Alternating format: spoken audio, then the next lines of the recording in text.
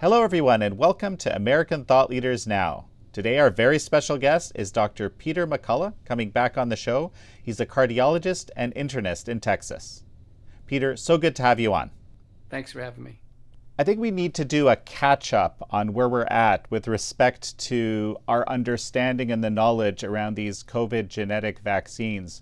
Recently, there was this paper in Nature talking about ribosomal frame shifting as kind of a feature of the technology that's being used.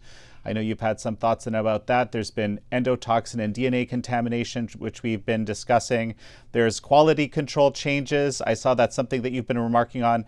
Why don't we actually just start with this ribosomal frame shifting paper in Nature, which I found just very surprising that it was published at all.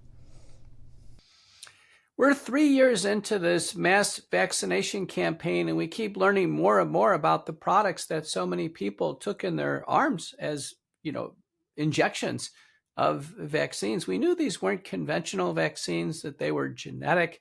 They were brand new technology called messenger RNA technology. Carrico and Weissman had won the Nobel Prize this year for pseudouridination, actually a modification of RNA to make it essentially indestructible and to be used over and over again.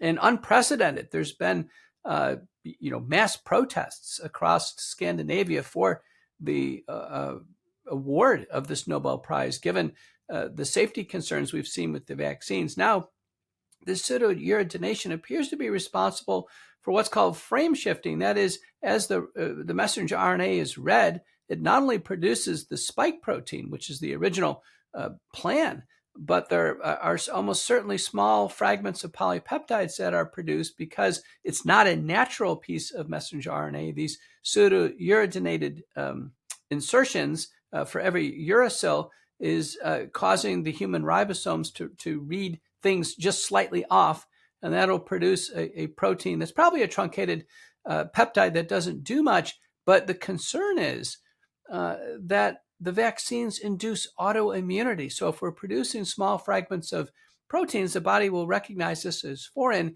and then there'll be an attack against our own cells and tissues. This is manifested by positive ANA tests, ANCA tests, and then autoimmune syndromes, like Megyn Kelly, who came out and said she has an autoimmune problem after the vaccine. So I'm greatly concerned. I check for these tests in my practice every day. I do occasionally find positive tests in people with autoimmune syndromes. It may be due to frame shifting. Well, and what I found really fascinating, you mentioned this Nobel Prize. This Nobel Prize was given specifically for this technology, this sort of change from the uridine to the pseudouridine to create this modified synthetic mRNA, which in fact is responsible for the frame shifting itself. And there's even a suggestion in the paper that we just use regular RNA, but doesn't that kind of make the technology not work at all?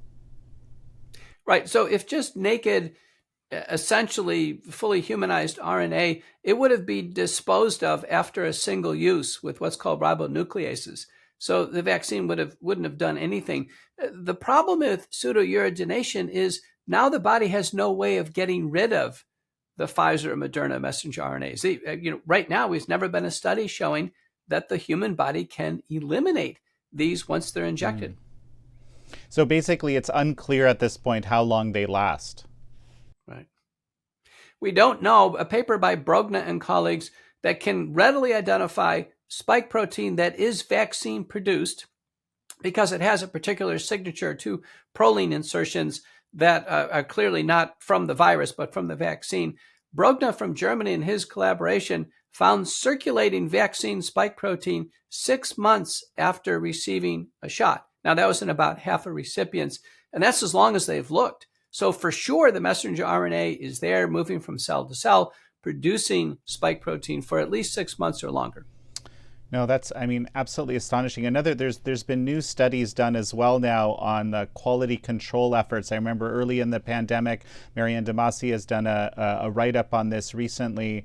We were told that they have to be kept in very, very low temperatures. Apparently, the process was somehow fixed, and then we were able to get back to kind of -20, a kind of a reasonable level of cold that these things can be kept at. But it turned out this didn't work out. So maybe if you could comment on that a little bit. Yeah, initially, remember all the scenes of the dry ice and the smoke, the carbon dioxide smoke, and things kept at -80. That happened during the clinical trials. Clinical trials, by the way, were a single-use injection of the active product versus placebo. Once it got into mass production, now we had multi-use vials where multiple doses came out of the same vial. That means the nurses or the pharmacists were injecting air into the vials. They were kept out. There was a change in the buffering system. All of this almost certainly led to variability in viable messenger RNA per vial or even per batch. And so for that reason, multiple papers suggest, probably the best one is by Schmeling and colleagues, that not every shot is the same. Some must have far more messenger RNA than others. Well, indeed, and I think there's been a number of, I guess, studies roughly done that show that certain batches are very, very different, both in terms of, well, at least in terms of harms. That's what I've seen. Do you think this is related to that? It's true. Now, we've never seen a batch-to-batch analysis based on how much spike protein is produced, antibodies to the spike protein, immunity. You'd think that the vaccine sponsors, the FDA and the CDC, and then the suppliers, Pfizer, Moderna, and the others, they'd be interested to know if there's any difference in theoretical protection from batch to batch, but those analyses have never been done. We've never seen an inspection, a third-party inspection of any of the vials for quantity of messenger RNA, for impurities in the vials. That's also very unusual. Every FDA-approved product undergoes various forms of inspections, random inspections and others. We've heard about Tylenol having contaminants and others. Well, that's how it's found, by inspections. Now, Pfizer on their website says that they have 40 different quality checks in the consortium of manufacturers that help Pfizer produce the product, but they've never produced a report about good manufacturing processes. So we simply can't know. Well, so let's speak to that. Some months ago, I had Kevin McCurnan on the show. We were talking about this DNA contamination in the vials that he was seeing. This has now been replicated by many labs. There's also endotoxin, so, the epithelial cell wall of the E. coli that was used in the manufacturing process in there. Incredibly toxic substance, as I've learned. So where are we at in terms of understanding what's in the vials in terms of these other contaminants? Well, there's now a global understanding that the vials have what we call DNA process-related impurities. So all RNA products can have a level of tolerance for what's called cDNA. There's a little circle of DNA in the E. coli that codes for the messenger RNA, and because the E. coli can multiply, greatly if they have an antibiotic resistance gene in that cDNA. To keep the E. coli alive. So that's how so much messenger RNA is produced from the DNA plasmids. Well, once the messenger RNA is harvested, there should be enzymes, DNA aces, to basically digest away the DNA, so we have purified Pfizer and Moderna messenger RNA. Multiple labs have found fragments of DNA coding for the antibiotic resistance genes, and then importantly for SV40, simian virus 40, the promoter of the enhancer and the origin of insertion. What this means is these fragments that are present, and some of them are above allowable tolerances for quantity and size of the fragments, theoretically, they could actually activate proto-oncogenes. If they got into human cells and there was a proto-oncogene, a cancer-related gene present, it could turn it on. This is of great concern. And then one paper by David Spiegler out of Canada has demonstrated a relationship to the quantity of these impurities in serious adverse events. So now we're greatly worried. The Canadian authorities have been notified. The multiple authorities have been notified, and none of them have actually initiated an inspection of the products. Well, and several of them have actually said, yes, we're aware that this is the case. And it's astonishing, I think, that there isn't a deeper investigation somehow here. They have an obligation to inspect. Anytime there's a product concern, there's an obligation to inspect. And governments across the world have been completely resistant to opening up these vials and inspecting what's in it, both quantity of messenger RNA and searching for these process-related impurities and whether or not they really are a public health risk. Now, this is on the heels of a paper by Anguis and colleagues out of Portland, Oregon. And the title of the paper is "The Multi-Hit Hypothesis of Oncogenesis with the Vaccines," probably dose-related number of doses, but not only the SV40, but the spike protein inhibits tumor surveillance systems, and the messenger RNA itself may impair our ability to rectify impurities in our own DNA or mutations in our own DNA. All of this add up to the fact that the vaccines long-term now have created a clinical risk of cancer, and that's what I'm facing in my clinic. Really? Can you tell me more about that? The concern here is that there are populations of people who are at risk for cancer. So if they had a mutation, let's say in P53 or BRCA, that's a tumor surveillance system for breast and female reproductive cancers, they could be at risk for cancer. Then take 1, 2, 3, 4, 5, 6, 10 doses of messenger RNA vaccines with, this multi-hit capability in it for cancer promotion. That could be enough to tip somebody over to cancer. And the characteristics of cancer we'd be concerned about are cancers that are rapidly progressive because there's no check, there's no self-immune check against the neoplastic changes occurring in cells and then ultimately into tumors. And in fact, the term turbo cancer has been coined appropriate. The other concern is that we have roughly 20 million cancer survivors in the United States at any given time. Those people who are in remission, they've actually been advised by their hematologist oncologists to take COVID-19 vaccines, which had no testing for safety in cancer patients, had no testing for oncogenicity, and now we have this broad concern. So it really couldn't be worse on the front of cancer risk. Well, I'm just thinking back. We were talking about this contamination and also the possibility that the SV40 promoter might kind of trigger these things. Now, we know because of the lipid nanoparticle platform, delivery platform, that basically this spike in the mRNA goes everywhere in the body. Basically, there's kind of no limits to where it goes. It goes into the ova and sperm and essentially gets everywhere in the body. You can also correct me if I'm wrong here. At the same time, we're seeing, I saw that you actually posted an Instagram fact check on this accumulation of spike in some of these, different organ systems. So, what do you make of that? The fact checker programs, now some of them trace back to the Annenberg Foundation. That's directly funded by the Gates Foundation. So the line of the chain of custody here is pretty clear. Factcheck.org and other fact checker programs have actually changed. They're not fact checking. They're making bold, unsupported, deceptive false claims. Recently, a fact check program said that the vaccines don't produce spike protein that's everywhere in the body. But in fact, every single study has found spike protein in cells, organs, and tissues after vaccination. Every study at autopsy has shown that. Boehmeyer has shown it in the heart. Mortz has shown it in the brain and the heart, blood vessels, spike proteins found in blood clots. So the fact checker programs now are intentionally deceiving. They're making direct false claims against what's observed in the scientific literature. One of the best papers to quote is by Parra and colleagues, 7 authors from Australia. In the title of the paper is called Spikeopathy. Spikeopathy means that disease is being produced by the vaccine spike protein. And one of the kind of responses to that is saying, well, there's, of course, the COVID spike's pretty bad itself, right?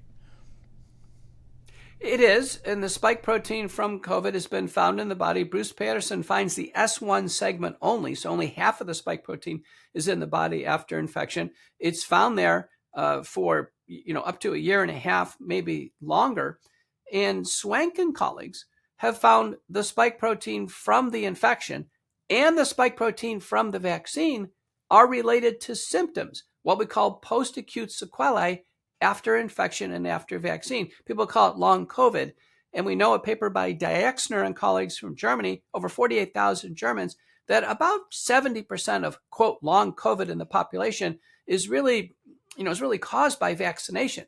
So vaccination and infection, because the vaccines don't work, people get infections anyway, and then they develop symptoms afterwards. That's called long COVID. It's attributable to both infection after the vaccine and the spike protein, the S1 segment from the infection, and the full S1 and S2 segment from the vaccine. Well, and so we're kind of in this bizarre situation, aren't we, where the lowest rates of COVID now are actually among the people who are unvaccinated.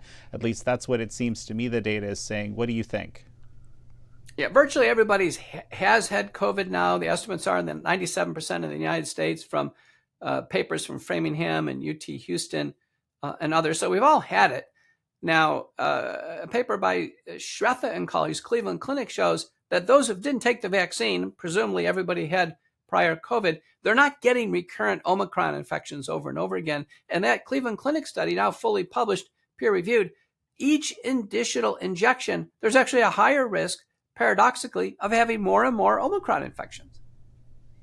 And, you know, I can't help but think of this new lawsuit filed by the Attorney General of Texas, Ken Paxton, who, you know, one of the things he's specifically targeting here is this sort of false impression that was created that these COVID vaccines were tested for transmission. And only, you know, kind of years later, we learned, well, actually, there was no testing for transmission in the first place because they were, quote, moving at the speed of science, if I recall, you know, the Pfizer rep saying in the EU Congress, the European Council. Anyway, you're familiar with this lawsuit, I take it. Can you tell me a little bit about the significance here? The long arm of Texas law says that any company doing business in Texas is actually accountable to the state.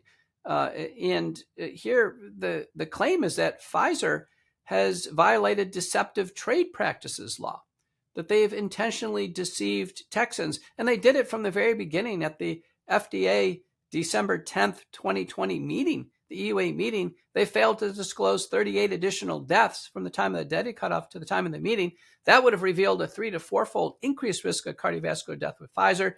Pfizer didn't bring that forward and update the briefing booklet or the core slides. So they, in a sense, fooled the panel. Now, the panel should have asked for it, those deaths as well. Then it goes on to, you know, Pfizer's directly promoting their vaccine through Weber Shandwick, the same PR marketing firm that Moderna is using. They have an installed unit in the CDC. That's the reason why the CDC has always preferred messenger RNA vaccines in all its messaging. They've always de-emphasized Janssen, which is off the market, and Novavax, which is still on the market. But now we see Pfizer directly advertising on TV with Travis Kelce, the tight end of the Kansas City Chiefs, that both him and his mom are taking Pfizer vaccines over and over again without disclosing the risks of fatal syndromes like myocarditis, stroke, Guillain-Barré syndrome, thromboembolic syndromes, and immune disease. So we have clearly Pfizer has not, been fair with Texans on the safety of the vaccines, and they've been deceptive on the efficacy. And we'll see how far this goes because it's Pfizer, the Department of Health and Human Services, the CDC, and the FDA. They are all promoting the vaccines. Weber Shandwick, their PR marketing firm, but there's also other agents. Recently, Memorial Hermann came out and reluctantly stopped its vaccine mandates because of SB 7, the new bill in Texas banning vaccine mandates among private employers. But in their letter, they have 2 additional paragraphs saying the vaccines, allowed them to keep their doors open. The vaccines were very beneficial. So they're obviously state actors on behalf of the vaccine companies. One thing I wanted to just mention, and this is something we highlight in the Unseen Crisis, our documentary about COVID vaccine injury, this 95% effective claim. And, Ken Paxton says, well, actually, it was only 0.85% effective in reality. It's true. What the companies did is they violated basically a rule of clinical trials. It's called intent to treat.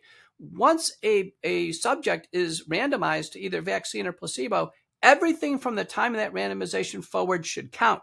And so when people got their first shot, they got sick with COVID a week or two later. They didn't count that. They took the next shot, and then people got sick with COVID again. They didn't count that until 2 weeks after the second shot. That's cheating. And so there were far more cases of COVID with Pfizer than placebo. And that's the reason why it was never 95% effective. So, you mentioned at the beginning of our discussion here that there keeps coming out new information, just showing how failed this technology is, and certainly in this particular use case for COVID. So why are these things still on the market? There's a love affair with messenger RNA. Our U.S. government, governments all over the world are so deep into this. Tens of billions of dollars of investment since 1985. It's chronicled in a paper by Lalani and colleagues. And now we've learned that, Moderna's just reported a messenger RNA RSV trial in adults, where the RSV is not a threat. Way less than 1% of people ever get RSV as adults. It's just an unnecessary vaccine. But they are advancing messenger RNA for RSV, for Epstein-Barr, for influenza.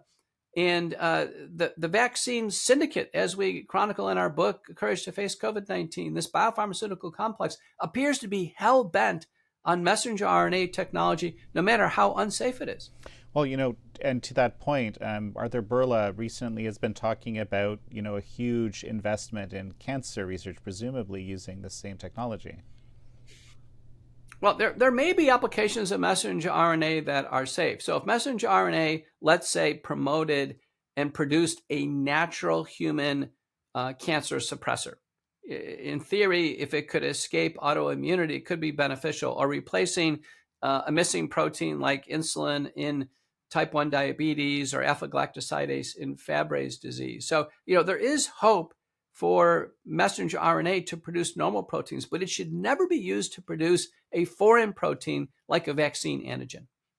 This pseudouridine structure seems to be required for the technology to work in the first place. So presumably, do people need to go back to the drawing board to make this technology work, or where are we at? The inventors of messenger RNA, which is about, it's chronicled in about 9,000 patents. So nobody legitimately claims to individually invent messenger RNA. It's just there's too many patents. In a paper by Lee and colleagues, this is well documented. The major patents are held by individuals in Europe, and they have licensed it to Sanofi, to CureVac, Moderna, and U.S. government. Actually, they're the major licensees. The flaw is that no one has figured out how to shut off the messenger RNA so we get a limited exposure. Even if it produced insulin, we can't produce insulin endlessly. It needs to be, controlled. So the control over a modified synthetic messenger RNA has not been established. And on top of that, the appropriate ribosomal reading of the messenger RNA now appears to be in doubt with this paper about frame shifting. So I agree with you. I think these inventors need to go back to the mainly they're big companies. They need to go back to the drawing board on this. Final thought as we finish? I think at this point in time, 3 years into this failed vaccine campaign, no government is pulling the products off the market. Vast numbers of human population all over the world have been damaged. A ecological analysis by Dennis Rancourt out of Montreal estimate 17 million people in the world may have lost their lives with the vaccine. The largest autopsy studies suggest, probably at least 73.9% of people who die after these shots, the shots have contributed to these deaths.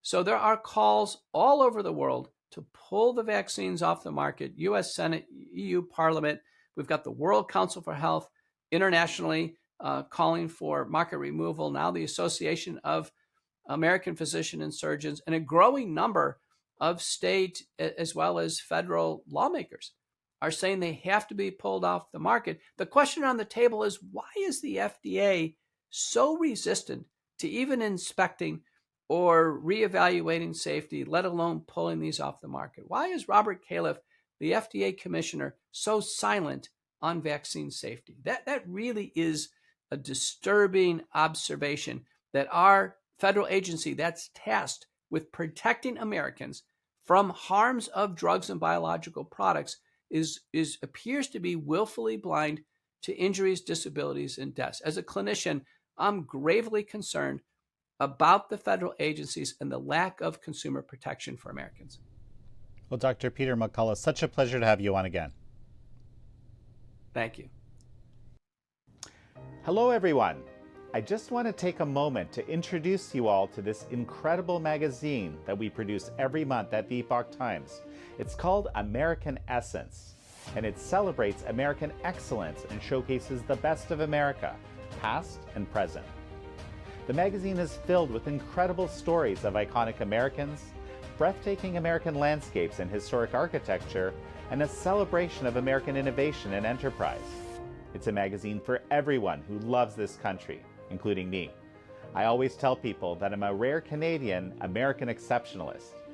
You can check it out at americanessence.com.